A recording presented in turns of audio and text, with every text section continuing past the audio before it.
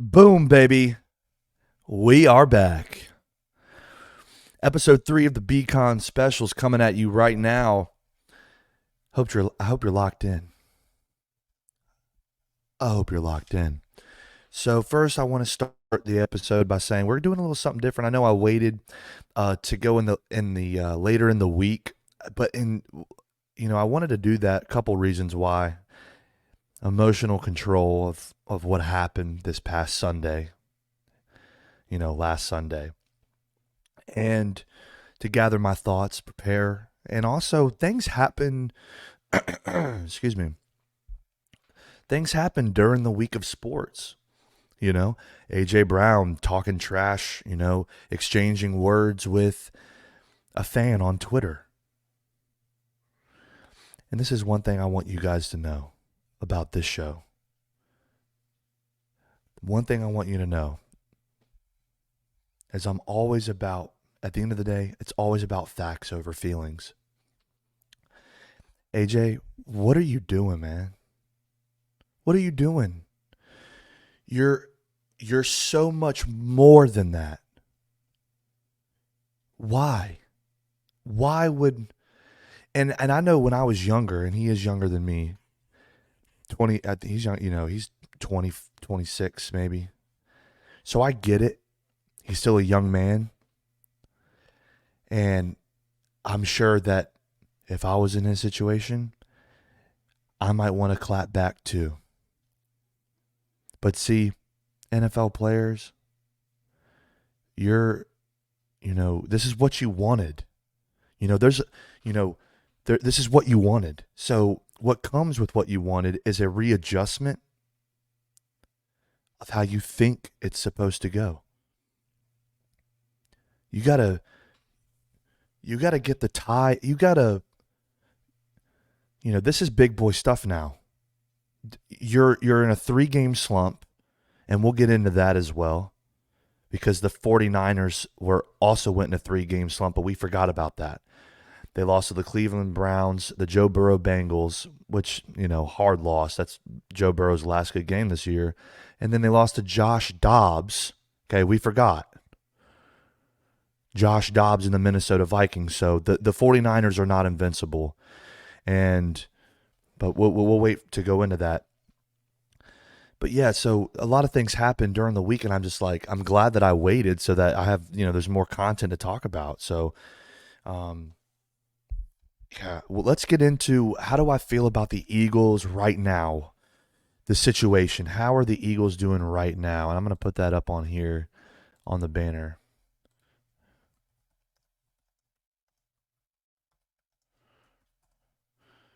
How are the Eagles? How are the Eagles right now? I think that Jalen put it perfectly. I think that we need to where's the commitment? We have a higher standard than the rest of the league. And that's okay. And you get in.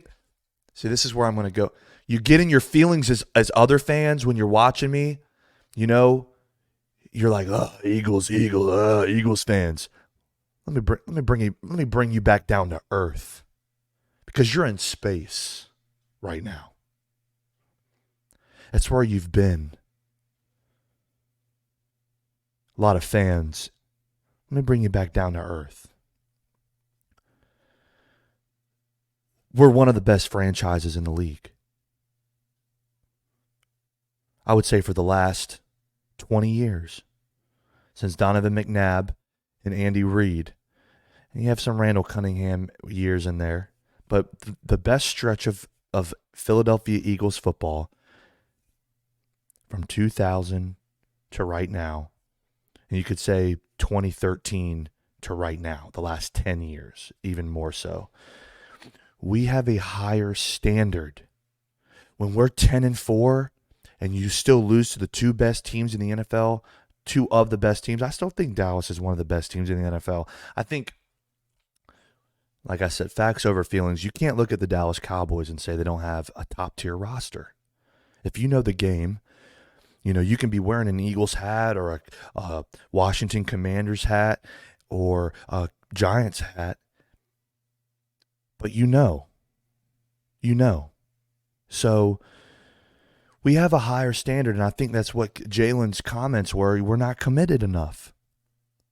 Bradbury, you got to be better. Now, granted, I know it's not a lot of, and that's what when we talk about last week, a lot of the defensive schemes. What Matt Patricia, that was weird.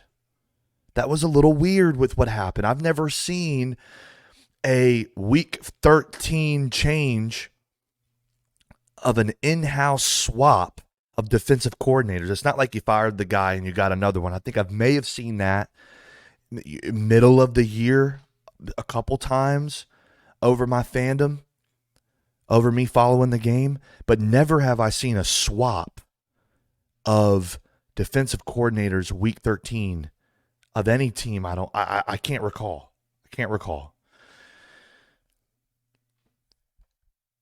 But we have a higher standard than the rest of the league. Now you're like, oh no, our standard, it doesn't matter. So, but one thing that we can hold our hat on, who is a better leader in the NFL than Jalen Hurts? Top to bottom, who's a better leader of men than Jalen Hurts? I don't think you can make the argument anybody is. Regardless of the fact of Jalen being the best leader, that's why I'm not worried. On top of the fact, let me guys hit you with something. The last 3 Super Bowl winners, they've gone through a stretch of at least 2 games where they lost 2 games in succession.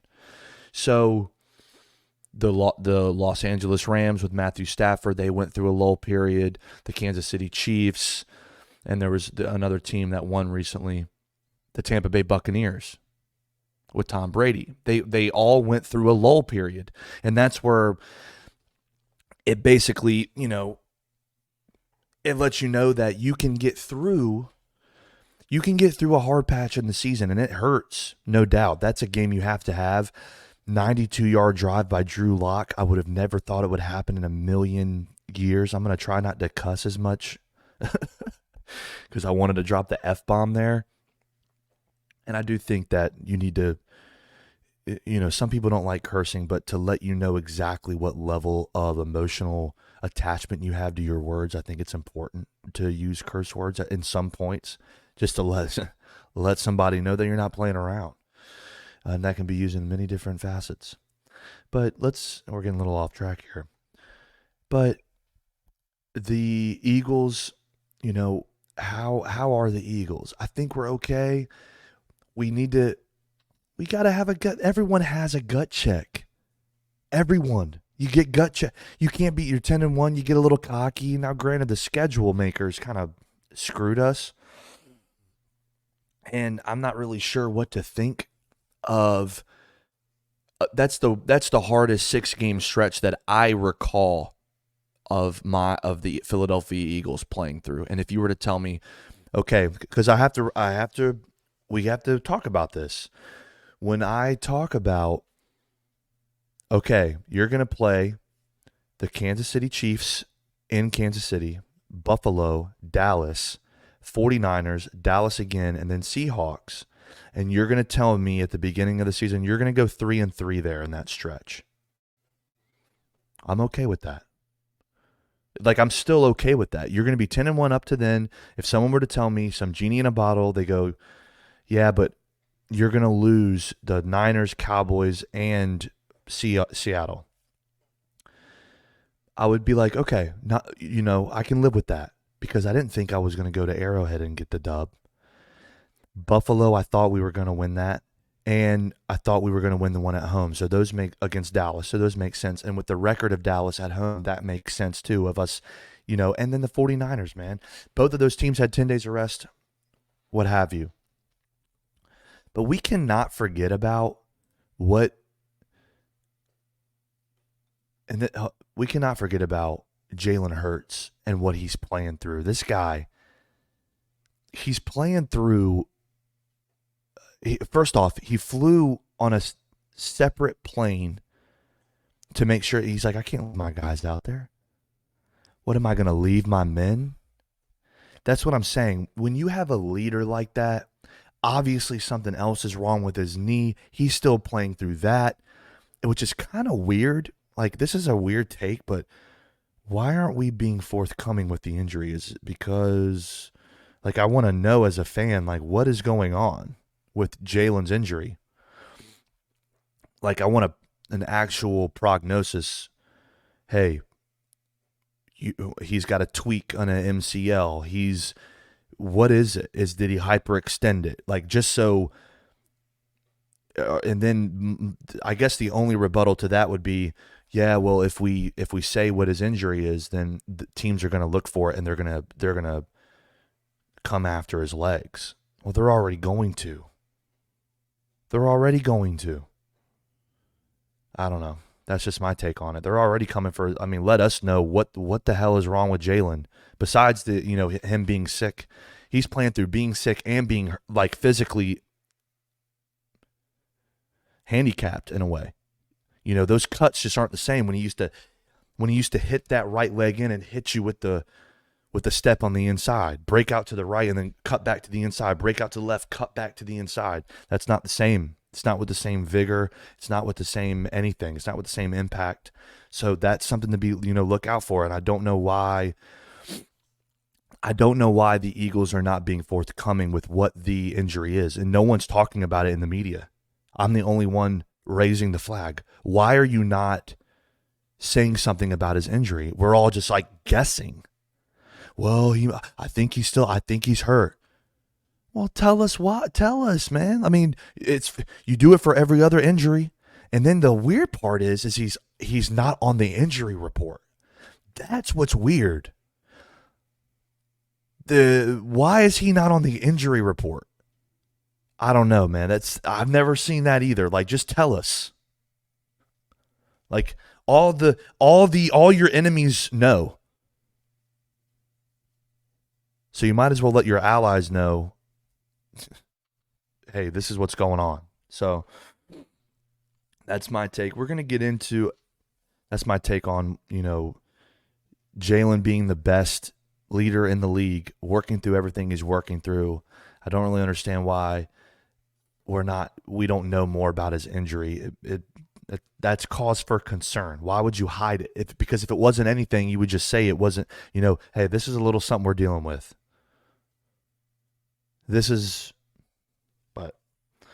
So looking at the playoff picture right now, we're going to start out with the NFC. Let's do that. NFC. Start with the NFC. The 49ers obviously have the 1 seed, and I think you have to have them as a lock for the 1 seed now. The Cowboys, now if the Eagles win out, just so you guys know, if the Eagles win out, the Eagles will be the 2nd seed. So I do think that we win out. We're going to beat the Giants. I mean, you want to talk about a rough podcast. If we lose, and I'm telling you right now, if we lose any of these next 3 games, I'm going to have a problem. I'm going to have a real, real problem. The Vince Vaughn meme. So the Eagles are going to win out, so they're going to be the number 2 seed. The Cowboys, I'm not sure where they're going to land in terms of the seeding. You have the Rams at 1, the Vikings. Now, I kind of want to do something. Out of all these teams, so I'm going to name these teams. You have the 49ers, the Cowboys, the Eagles, the Lions at 10-4, the Buccaneers. I don't know why I didn't use this finger. The Buccaneers, they're sneaky. I got Baker on my fantasy. He's playing well. We got to watch out for these Buccaneers. They're playing good. The culture over there in Tampa, their linebacking core, very defensive.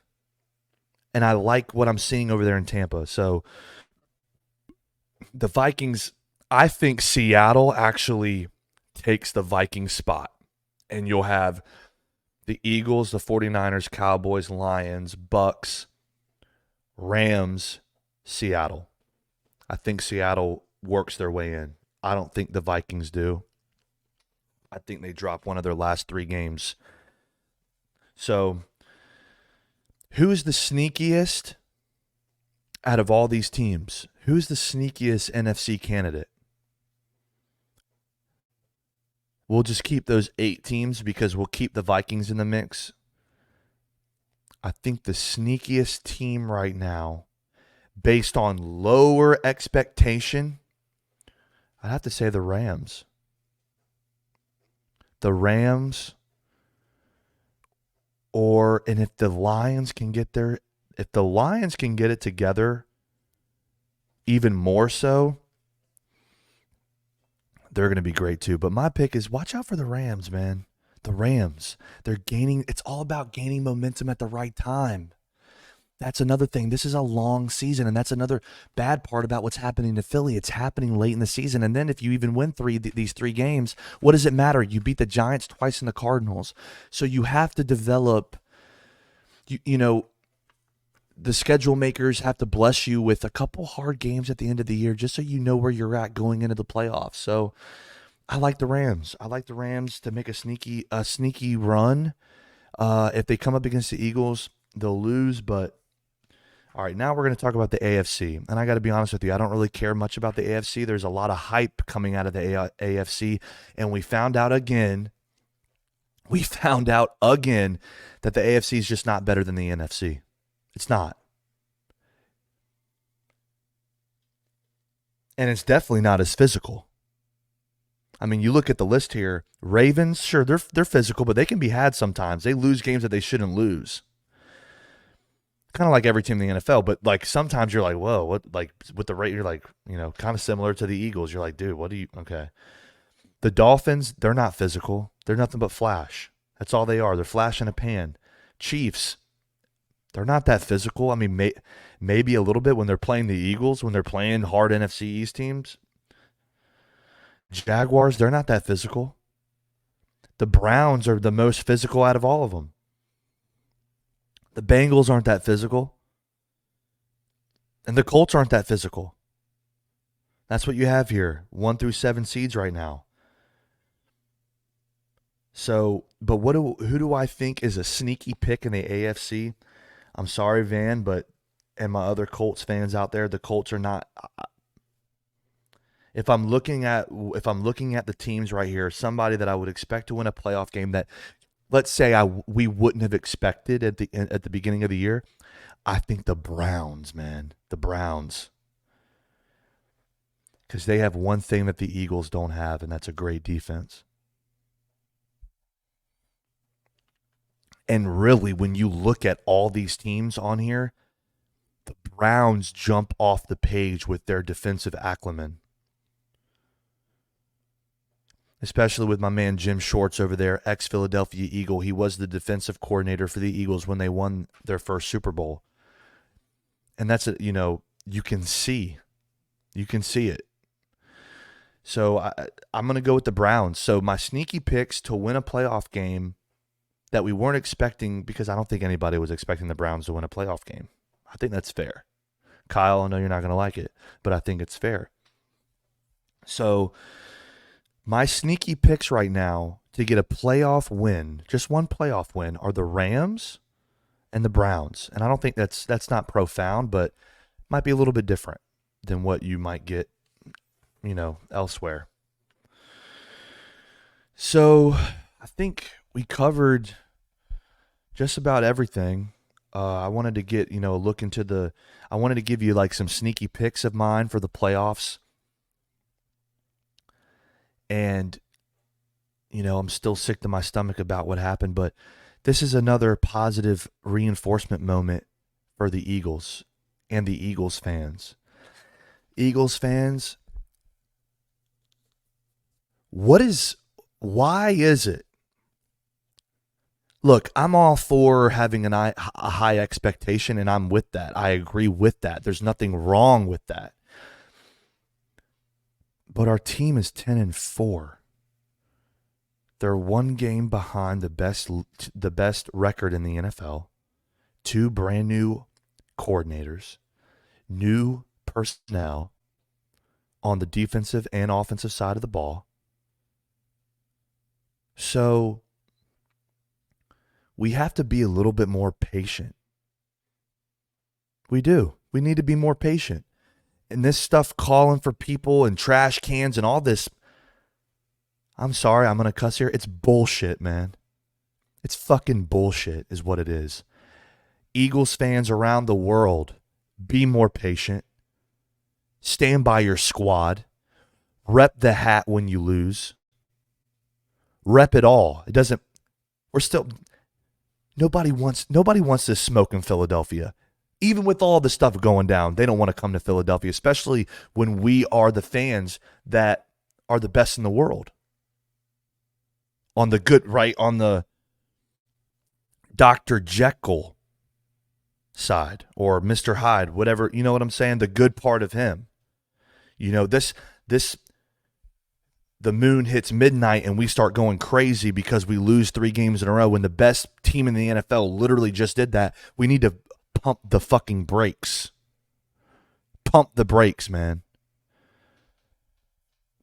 So, final words. A.J. Brown, get your act together. Straight up. Stop talking junk with somebody online. Come on, you're a grown man. You got kids. Tighten up the suit. Let's go to work. Let's go prove your greatness. I'm over it. Prove your great. Well, I've been proving my greatness. No, you haven't. Because I'm keeping the standard high. I'm keeping the standard high. So, Jalen, get healthy. AJ, put all that shit away. Kelsey, lead these men's in the meeting room. And let's go to work. I hope everybody has a great holiday, great Christmas. And we will see you on the next episode of the B-Cohn